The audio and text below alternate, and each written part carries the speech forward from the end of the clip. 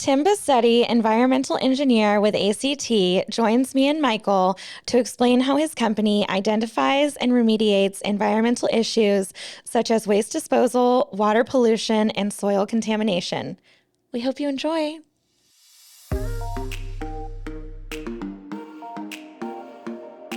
In Our Expert Opinion podcast is brought to you by SVN Saunders Ralston Dantzler Real Estate, a full-service land and commercial brokerage with over $4 billion in transactions since 1996. Welcome back to In Our Expert Opinion podcast. We are flying by the seat of our pants today. I have Michael in the room with me, which I'm always really excited, but I don't think that he's that excited to be in the room. He was pulled in last minute because, and I'm just going to throw him under the bus. Chad, the kid, as I said, he's got to sort himself. I text him like 3 minutes before we're supposed to start recording. I ask him, hey, are you here for the 2 p.m. podcast? And he's like, no, I'm at my house. Okay, you live 25 minutes away, so that's great. So Chad is not here. Chad is not going to be the co-host today, and that's okay, but that kind of means that I'm sailing on my own because we'll never hear Michael speak. Correct. But I am joined by someone who I think that we've been going back and forth for like a month. Almost, trying to get you on here. Yeah. Tim Bosetti. Mm-hmm. Is that how you pronounce it? Yes. Nice. And you are with ACT and they're located in Bartow, Florida, right? Correct. Yes. Okay. But they work over the entire state of Florida? Yes, and even some in the Southeast. So we do work in Florida as well as Georgia and Alabama. I saw something about Jacksonville maybe, and I thought that's kind of a far drive from Bartow. It is. Fortunately, we do have offices that are in Space Coast, in Titusville, in Naples, and Gainesville, and down in Pompano Beach, Fort Lauderdale area, as well as Bartow is our main office. Oh, I don't think so how many employees are there? A little less than 100 right now. Okay. Mm-hmm. Nice. That's a lot. It is. Do you know all of them? Not all of them. Do you like all of them? No, I'm kidding. We've got a great bunch of people. I can say that. That's good. If they were to ask me, I used to ask people who work in our office, like, oh, who's your favorite agent? Who's your favorite staff? And they never asked me. And that's probably because they knew I would be like, no, I'm kidding. Love to everybody. Okay, so we talked a little bit yesterday, but you have a pretty interesting background and very well traveled, and that is because you were in the Army. Yes. And you were a engineer. Yeah. Mm-hmm. So an environmental engineer. Environmental engineer. Okay. Correct. Yes. And so what does that even mean? An environmental engineer? It means a whole lot. It means I can do it means I do everything that nobody else wants to do, I guess. Okay. At times, that's what it feels like. Yeah. No, it is a very broad career when you talk about engineering because there's so many different specialties within that environmental umbrella. There's people that deal and focus on air quality, water quality, wastewater, environmental remediation systems, and the list of specialties goes on, really. Ecology, which we were talking about earlier. So different aspects of that. My focus has really been on, I guess it started off in the water and wastewater side, but then just regular, generic, across the board environmental engineering, just doing a plethora of different things. Are you allowed to talk about your time in the military? We can talk a little bit about it. Were you ever in like a really dangerous situation? Yes. So my career, as we talked about yesterday, I was in the Army for 30 years as an environmental engineer. I lived all over the place. Started off in the United States, was involved in the base realignment and closure in the mid-90s when we were closing Army bases, and actually all bases across the Department of Defense. So we were dealing with the Navy, the Air Force, and Army bases as well, obviously, and as well as other defense sites. So there was manufacturing facilities that we had to deal with, and we're closing those out. I dealt with new property acquisition, and as we did expansions in Eastern Europe, and as well as I feel like that's what countries call it. New property acquisition, I feel like no, it wasn't. We weren't conquering territories. that's what Napoleon called it. Maybe I should have rephrased that one. These were negotiated with governments Okay. as far as training bases and staging areas. I suppose you could say we did the other land acquisitions in other territories, but that's a different story. But yeah, I had a lot of time in Europe, and then actually several years in the Asia Pacific arena, as well as Africa. It's hot down there. It is. It is. I don't know. Is it, do you think that it's hotter than here? Do you think it's just different? It's different. Yeah. It's different. Yeah. My best friend went to Africa. I truly did not think she was going to make it back. She got so sick down there. And I was like, you're not used to that. You can only drink out of like water bottles and maybe some Jello, that's all you can do. But, so during your time, kind of traveling and living elsewhere with these base closures, you were, acting as an engineer. Yes. So you were making sure that maybe like the land was okay. I can only, I don't know the types of like chemicals or, what's on a base. So were you just making sure that things hadn't like leaked into the ground, or that, everything was going to be okay for the next people to come in and use the land? Right. I think it's very interesting that, what we were doing as far as looking at properties and bases overseas is really no different than what you would look at during a phase 1 or phase 2 in the United States. Okay. You're looking at what industries or what processes, manufacturing facilities, or what did they do on that property that you were purchasing? Did they have any environmental releases? Is there anything that was used on that site, produced on that site, or disposed on that site that may cause an environmental hazard? And then obviously hazard to human health in the end, if you're occupying that site. So we would do those assessments, and some of those were research to find out, talking with the local nationals that were there, or like here, and, talking to the neighbors to find out, hey, what went on there, talking to the property owners. It's funny how neighbors will they'll tell anybody. Yeah. The cops, any random person who walks up. Yeah, you can't trust your neighbors. Well, they're a great resource, though.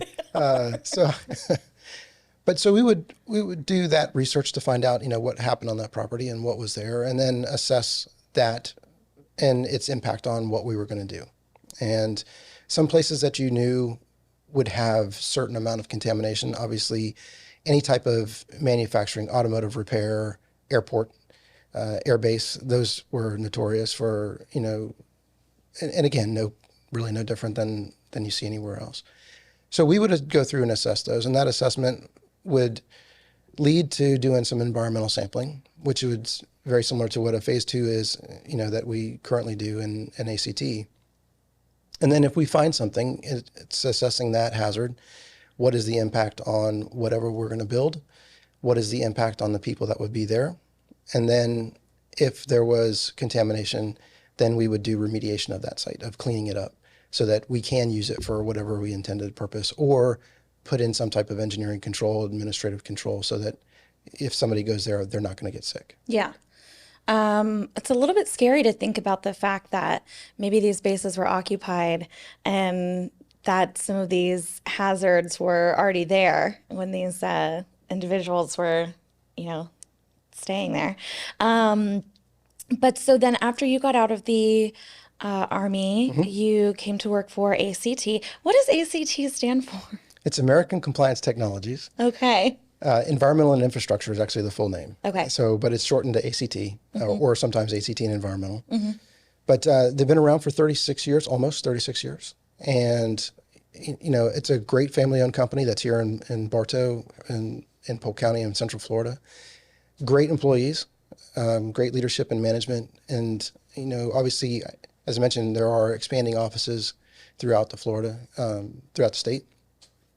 And, in fact, it was just nominated one of the best places to work too. So Oh, wow. for I think 5th or 6th year in a row. So So you guys really are like, it really is the best place to yeah, work. really. Okay.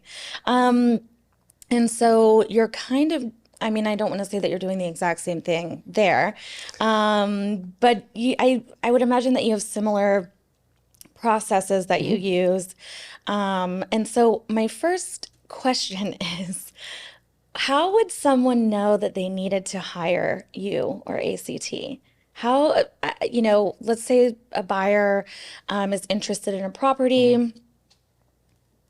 How would they know that that is a phase one is needed or a phase two or something else? A lot of times during that process transaction of looking at a property and getting to that point where you're interested in buying it, purchasing it, there's a due diligence period that the buyer has.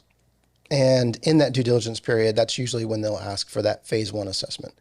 The phase one is mostly a records review and site research. There is a site visit that's involved, but it typically doesn't involve any type of environmental sampling or anything else. It's mostly visual, and then checking down the list of, what was there, what did they do, what did they dispose, and You talking to the neighbors? and talking to the neighbors, definitely talking to the neighbors, and then finding out, what is on record. The state has a great database for Department of Environmental Protection and has a great database to go through if there's been known contamination on the site. So you can research that, find out what's been done, what's been documented, and then package all that to give that to the prospective buyer so that they can make an informed decision about the property that they're buying. And so let's say that during a phase one, it comes up that, I don't know, maybe there was a gas station there back in the 60s. I don't know. But, and so, but now it's no longer there. You can't really like see it if you look at the land.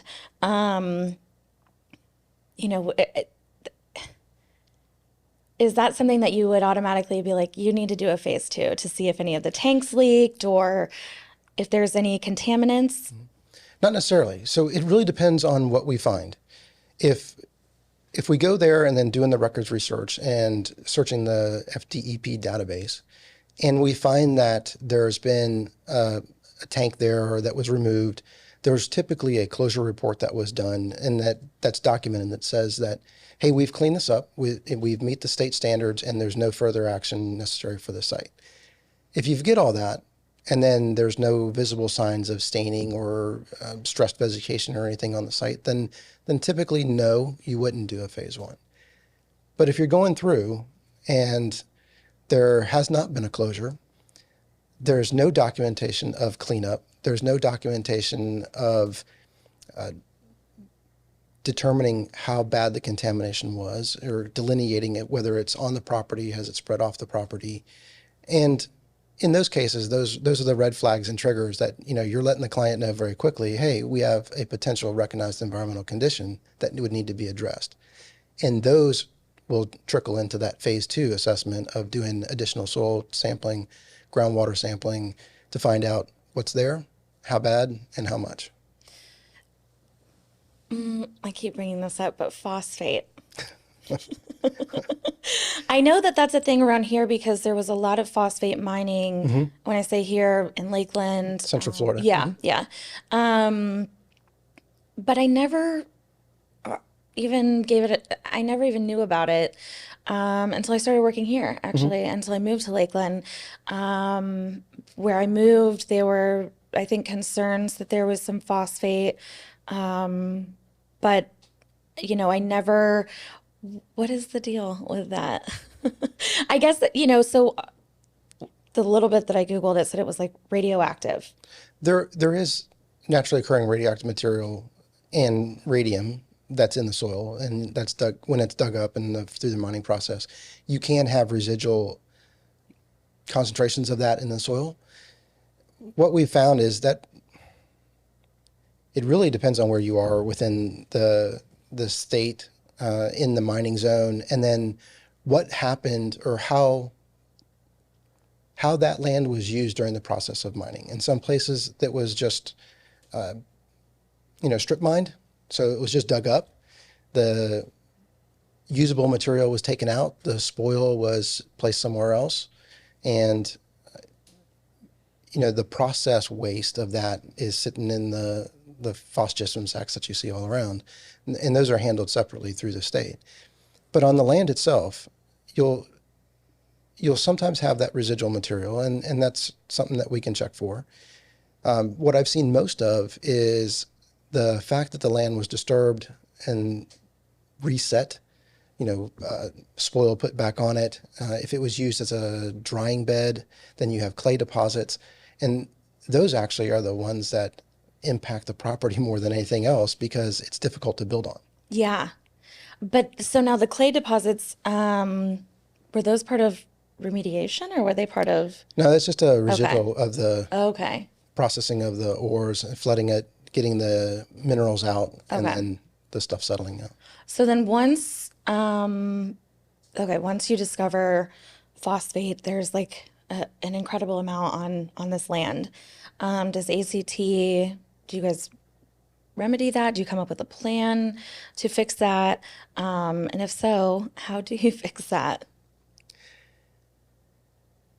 We haven't, I can't think of anything that we've done with phosphate itself, but other It's not as mining, big of a problem as I'm thinking it is. Okay. Okay. because remember, they're mining that. They're usually taking that out. Okay. And so there's not a whole lot of that left when they're done with the property. But what you do have is sometimes you'll have residual contaminants that are there. Maybe some petroleum contaminants from a processing facility, a generator or equipment or something that's on the site. But as I mentioned, there's, if you don't mind me doing an anecdotal story. Yeah, please do. This, because I think this kind of paints a story of what we do at ACT and then how we work with a client on a property to develop that. So we had a client, they were out of state. They asked us to look at a property that was in South Bartow. So we did. We were contracted through them. We looked at the property. It was a former mining site where they had, and looking at the historical aerials back to 1946, we were able to see what they did on the property. So you can see over time that the land was undisturbed, then it was disturbed through the mining, and then it was used as the settling ponds for as they mixed the minerals and then extracted that out. And those settling ponds developed the clay deposits. So you had these clay lenses that you would expect to see on those. Well, over time, that's been covered up. The property's been used for different things, agricultural. I don't think it was used for orange grove, but it was agricultural and then cattle lands. And then now this individual was looking to develop it. So we did the phase one. We did find a couple things on the property that had potential for recognized environmental condition of petroleum contamination. There was one site that was used as a burn area, so we wanted to check that out a little bit further to make sure that they weren't burning something that shouldn't have been burned and left a residual. So we went back to the client, said, here's what we found, and here's what the historical records show. We recommended a phase two to check out these additional sites. And the developer on that one was really interested in building a facility on that property. So he was interested in the potential for that clay liner that was underneath the soils and how that would impact the structure. So we don't do the geotechnical work. We know people in the local area that do. So we were able to work with them, get them on board, have them do the geotechnical work to basically do soil corings down to the bedrock. And I think they went 50 to 60 feet down. So we were able to get a good, nice layers of the soil all the way down. And we did find those clay lenses. And that did impact their construction. So we presented that back to the client, went around on some different aspects of can they move things around on the property to still build. And as it turned out on that one, the answer was no. But they were able to do that and get all that information before committing to the property. And that's, I think, the value of what having ACT on board does and in doing that due diligence period so that you're not buying something that you don't want. Yeah, I mean, none of our clients want to be, purchasing property that they can't use for what they want to. And I would think that would be, but I keep coming back to this about how people would know. So let's say that you have somebody from, I don't know, New York. There's a lot of people from New York moving here. And there's been a lot of discussion about them buying up kind of agriculture land, ranch, whatever it may be. I don't know that they would necessarily know that they would need these studies done. And I don't know that the sellers would, I would hope that, well, I don't know. I have a property under contract right now, and I can guarantee you that the seller did not tell the buyer, like, you should probably have some of these studies done. So I guess you just hope to have a good agent that tells you that you need to have those studies done. And from what I've seen, I mean, obviously we work a lot with SVN. Yeah.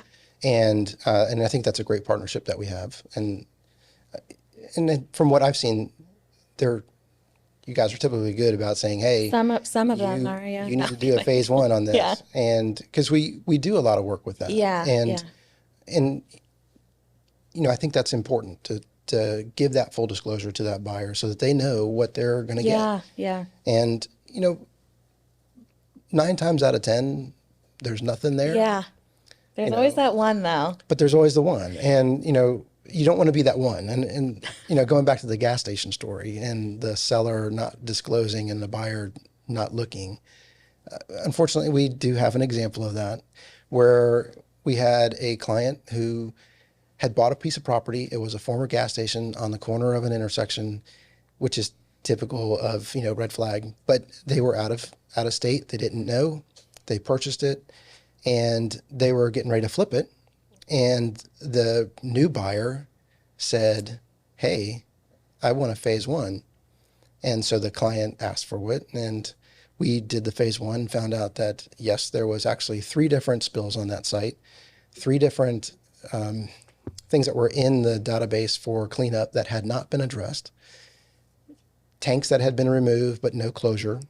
So you had a lot of open-ended pieces. And we identified that in the phase one, started the phase two for the owner of the property, and identified some areas of contamination, worked with the state and the county to get that re-enrolled in the program and identified, and then even get funding for that to the cleanup from state funding.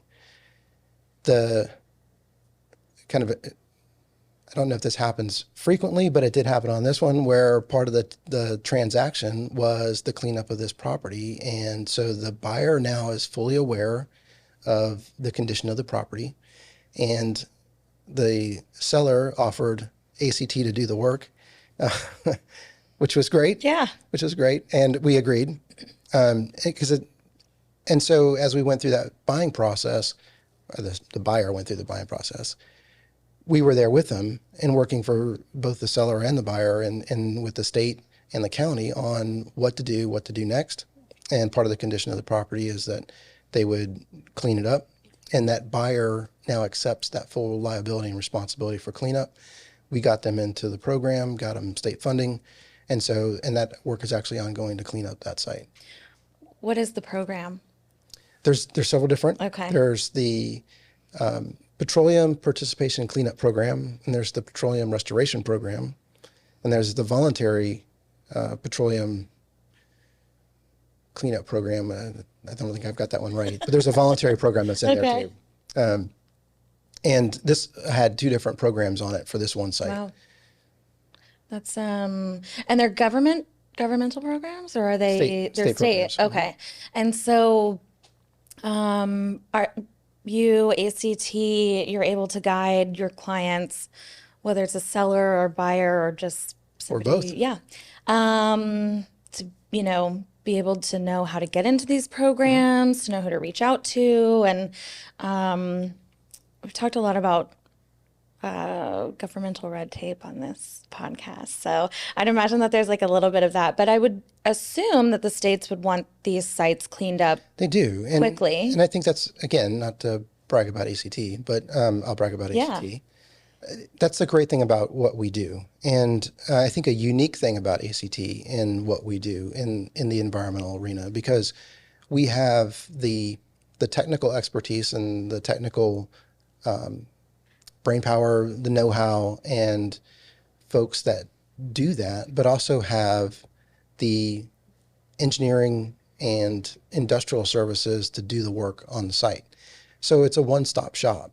And I think that makes it a lot easier when you're going through that program. And then our relationships with the folks in the states and the county in those programs, because we do that across the state, I think really minimizes that red tape. So, when you're talking about looking at a site and getting into the program, the thing is I already know that person that we're talking to at the state because I have worked with them on 3 other projects. Right. And so those aren't, new conversations that you're having, or it's just pick up the phone and give them a call and talk through it and then add that site to the list. Yeah, and that would be such a dream to not have to deal with, maybe 3 different companies, 4 different companies.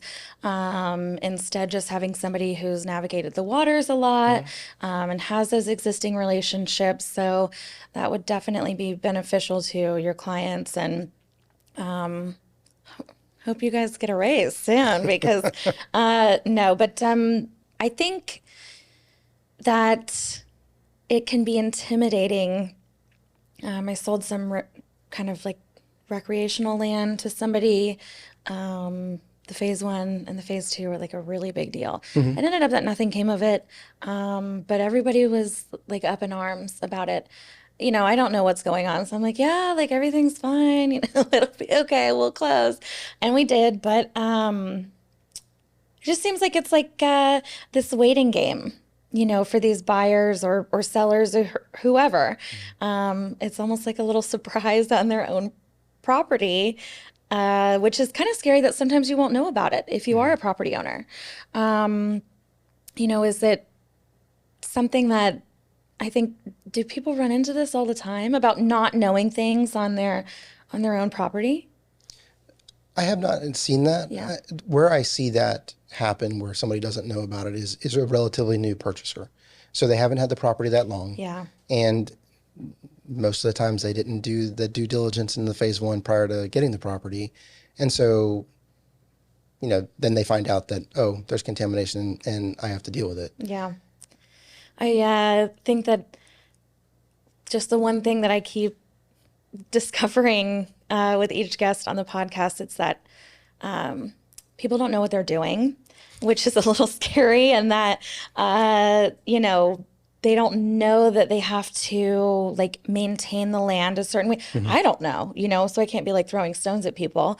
But just with even like the prescribed burns or making sure that there's not like tortoise. Yeah, the gopher tortoise. Yeah. Very interesting though. And I guess it could be a little bit scary, but that's why you guys are in business, That's true. That's true. Take away all the. Yeah, we help, I guess, smooth out some of that. Yeah. And, like I said, because we're here local, because, our clients here, we live here, we work here, we know the folks that are around. And so that makes us a one-stop shop for a lot of it because, you mentioned the gopher tortoises. We don't do that. That's not something that is my specialty at all. But I know people that do. Yeah. And we call on them frequently for new developments, especially when you're out there and you run across something like that looks like it could be a gopher tortoise hole. So then you're picking up the phone, calling somebody and saying, hey, letting the client know that, hey, we need a survey. And folks come out there and they get it done. And then you can then make the plan for what to do next. And that's really the key. What is the longest project that you've worked on? Because if I ask some of the guys around here, they're like, act like they're coming back from Vietnam. You know what I mean? They're like, oh my God. And then they go into this story about how somebody said that they were a sultan and they dragged out due diligence for 3 years. I don't even know. But anyways, yeah, what is the longest project that you've been working on? Well, I have not had a due diligence last 3 years. Yeah. So I think that's a good thing. Yeah. The longest project that I've been involved with we have one project that is 20 years old, and it is an environmental remediation project that we've been doing cleanup and monitoring on that site for 20 years. And I believe that we took it over from somebody else. So the site actually has been going on for, I think, almost 30. Is it a graveyard? No, Okay. no. It is an industrial site in an industrial area. And, it's one of those things where the practices of the time are different than they are today. The standards, back then are different than they are today.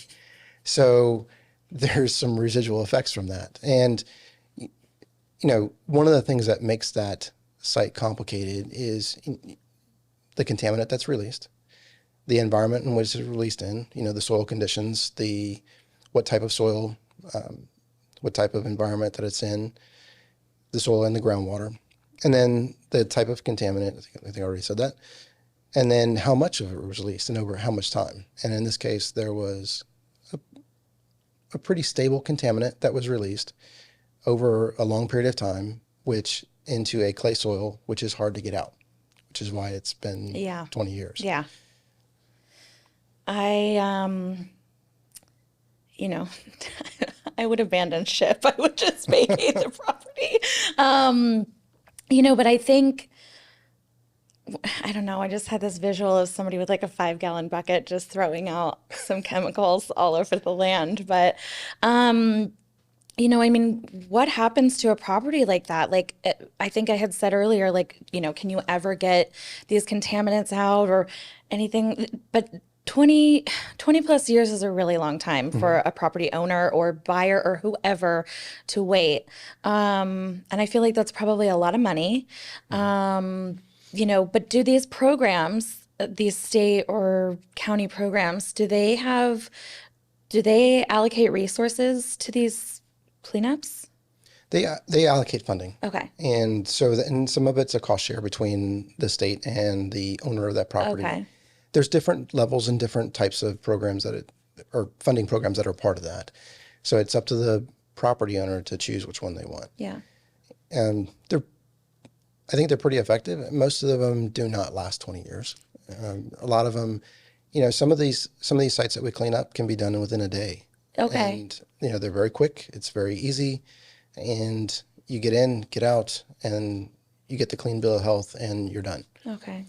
Other sites, again, depending on the contaminant, how it was released, how much, and how much time, they may last a little bit longer. And soil cleanups are one thing, groundwater cleanups are a different thing. And we talked about how the state is, we want to protect our aquifers. And so those groundwater contaminants are something that we take very seriously. And then there's different things that you're going in there to do to stop it from migrating, stop it from moving, and stop it from contaminating down into the drinking water aquifers. Good to know. I'm already suspicious of all water, so good to know. Now, what is the weirdest? Because are you the one going out there and talking to the neighbors? Sometimes, yes. Have you heard any weird stories from these people? I don't think so. Okay. I was going to say, I hope that they were like telling you about some kind of secret like moonshining operation that somebody was doing or... No, I haven't heard any of that. No? Have you had any weird sights that like kind of surprised you? I'm going to keep coming back to a secret gas station. I don't know why this keeps popping into my mind. I feel like because I heard it one time, they were like, oh, we didn't know that was a gas station. And I was like, really? I don't even know how long gas has been around. But great question, because they pop up, they are in existence, and then they disappear. When we do our phase ones, especially when you do the record search that goes back to 1946, they're very interesting to see how things have changed over time. And you'll see a road, an intersection, and a gas station. It'll be there. And in 1950, it's gone. And 1960, there's something else there. In 1980, there's something else there. Yeah. And then in 1990, it's a vacant lot, and then somebody's buying it. Have you ever found any dead bodies on any of these? No. I feel so. We had an archaeologist on here, and I think that she had a couple run-ins with those. But I hope you don't, for your sake. And if they are, then I hope that they're very, very old. Yeah, it is interesting though, because I think, so first of all, what is the significance of 1946? Is that when people started keeping, is that what? That's when the records starting to start, but that's when that's the ASTM standard that we use for commercial property transaction, phase one environmental assessments. It requires us to go back to 1946. Oh. That's why I keep throwing it out there. Why? Why that year? I think that's when we started really doing the photo archives. Okay. So you'll have the aerial maps of the cities and areas. Huh. When was the airplane invented? Like how? Was that trick question? In the 1900s, wasn't it? I don't know. Early 1900s. I'm just wondering how they were getting these aerial shots. No, they're mostly by airplane. Yeah. Huh. And so, but they're still being taken today. These, okay. Interesting. Okay, well, I think that's enough dumb questions out of me. I really appreciate your time today and thank you coming for on having and me on. explaining everything. Is there anything you want to add? I'll just do one more plug for ACT. Yeah. And, again, that they're been around for almost 36 years. We're having our 36-year celebration coming up here soon. And, I mean, great company, one of the best places to work in Florida again. And our core four are an exceptional customer experience, outstanding products and services, and on schedule and on budget projects. I love that. I will never make those promises. But how do people get in touch with you? They can contact us through our website. They can contact us through a number, and I can give you that number afterwards. And I believe we're on Facebook, but we're also follow us on LinkedIn. Perfect. Okay. Well, thank you very much for your time and explaining everything. Thanks, Michael. No thanks to Chad.